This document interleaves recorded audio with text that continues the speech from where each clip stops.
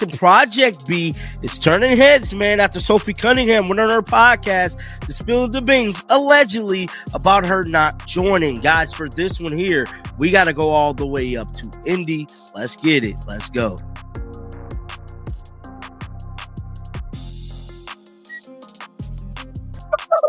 Hope everybody's having a great day today. We got to talk about Project B.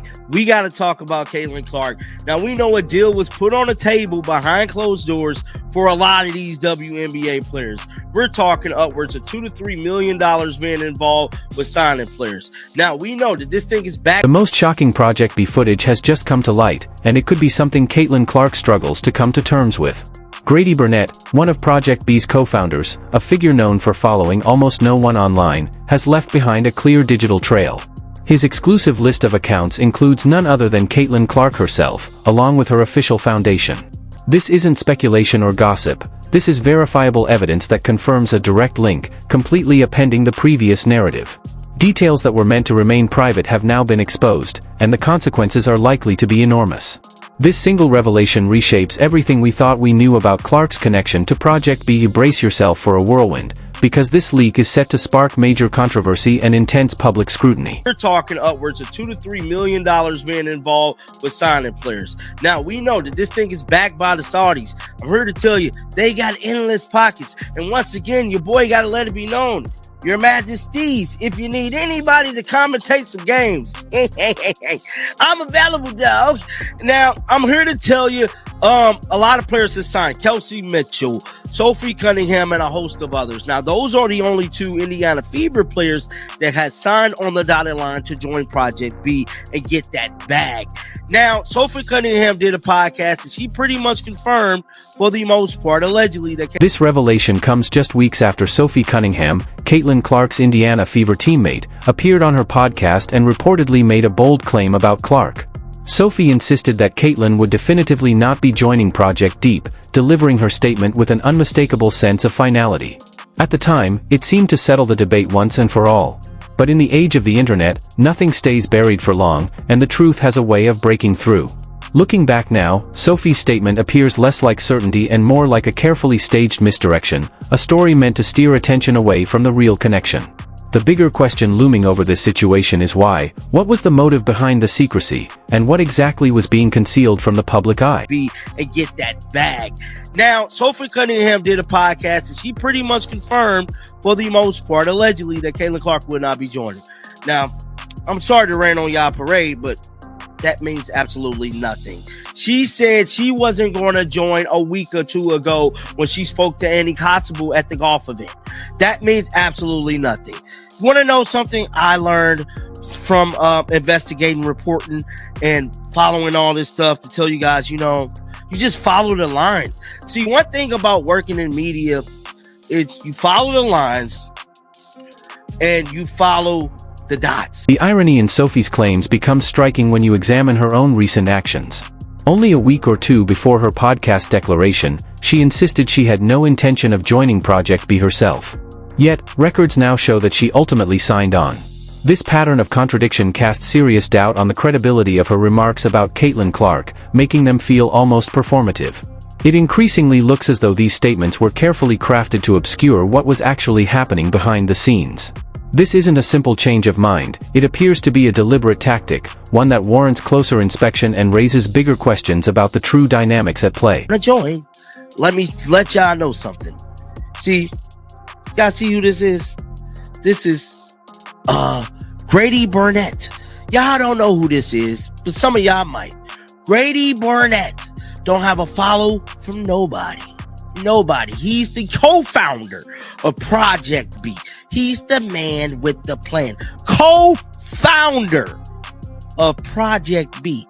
Now, let's see who's Grady's following. He's only following 1,200 people. Let's see who Grady's following. The magnetic pull of Project B for players is impossible to overstate, and it comes down to one undeniable factor: the money. Signing bonuses are reported to reach an astonishing $2 to $3 million, far exceeding the typical earnings of most WNBA athletes. In some cases, players are being offered up to 3 times their current salaries, a staggering jump that few could realistically turn down.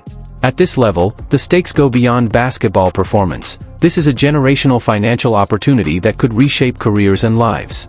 With sums like these on the table, any earlier hesitations start to look less like personal conviction and more like calculated negotiation, or perhaps even behind-the-scenes maneuvering that the public hasn't yet seen. Let's see. Caitlin Clark and the Caitlin Clark Foundation. Oh, he's following them. Who else is he following? Is he following Sophie? Oh, he's definitely following Sophie. He's following Sophie. Now, mind you, no one follows him. See, Caitlin's not following him. And Sophie's not following him either. Sophie don't follow him either. I say that. But the bigger question remains, who is actually funding this financial powerhouse? The story is riddled with contradictions, adding even more mystery to Project B's rise. While the prevailing belief points to deep-pocketed Saudi investors backing the league, Sophie Cunningham offered a completely different account. She asserted that Project B is financed by 4 major tech companies, well-known, wealthy, and influential, insisting that Saudi money is not involved at all. This stark clash between insider perspectives only deepens the intrigue, raising questions about transparency and intent. Is someone deliberately shaping the narrative to control how the public perceives the origins and power behind this league? No one follows him. See, Caitlin's not following him. And Sophie's not following him either. Sophie don't follow him either. I say that to say what Sophie is saying means absolutely nothing. Means nothing. Nothing. Because like I stated, she stated a week prior that she wasn't going to join Project B. It's a league. So the W season goes from May to October for people who don't know.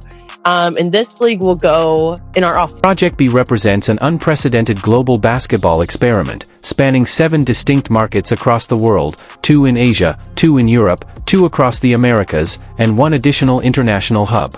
This structure gives players the chance to travel, immerse themselves in diverse cultures, and compete at a high level without the intense burnout common in traditional leagues.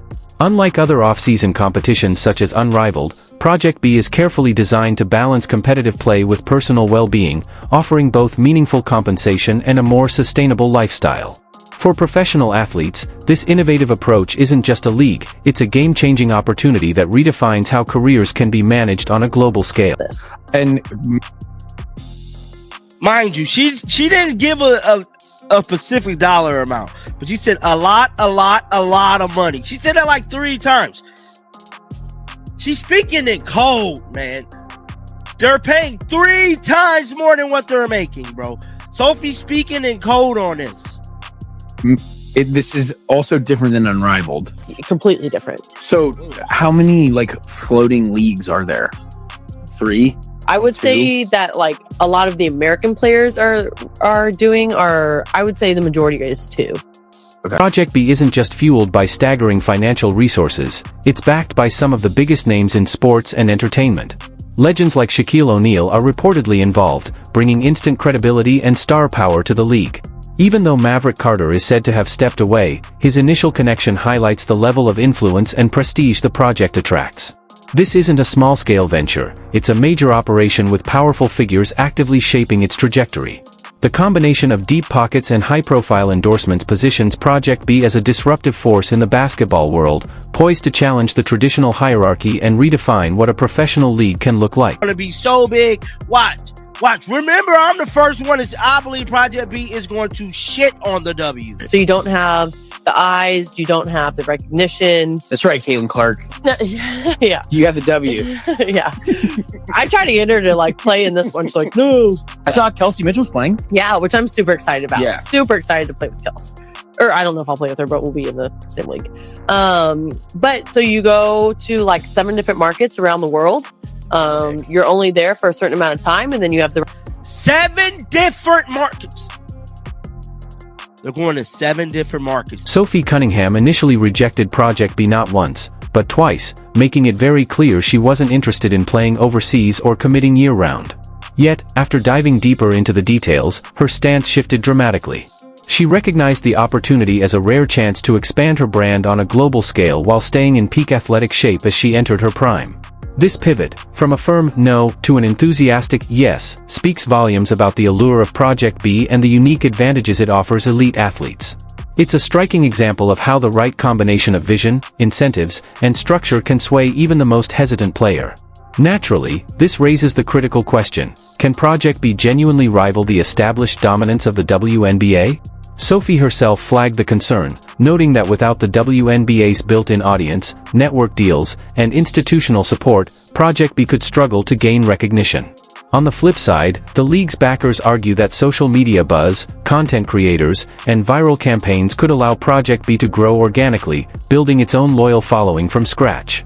The debate captures a deeper tension in sports today: the collision of traditional leagues with the explosive reach of digital media and independent fan engagement. At stake is nothing less than the future architecture of professional basketball. Some analysts have gone further, boldly predicting that Project B could one day eclipse the WNBA entirely. This isn't mere hype.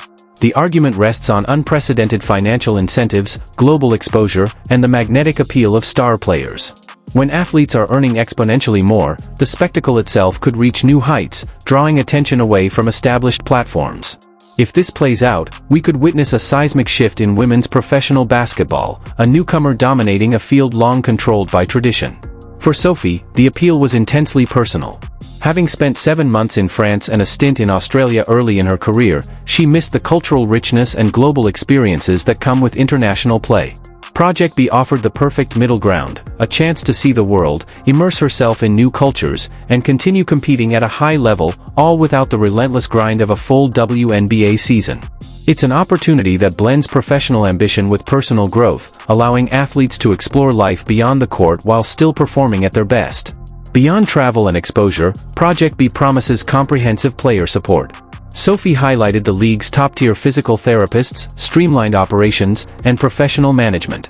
For seasoned athletes, these elements are more than perks, they're essential for longevity and career sustainability. By prioritizing health, recovery, and structured support, the league signals that it's not just chasing headlines or profits, but genuinely investing in its players' long-term success. Sophie's global experience directly influenced her decision. She openly acknowledged the physical limits of year-round play and emphasized that Project B would allow her to indulge her wanderlust without risking burnout. The league schedule provides the ideal balance, enough basketball to stay competitive, but with ample time to pursue personal interests and recovery back home. For Sophie, it wasn't just a contract, it was a tailored solution to her unique career.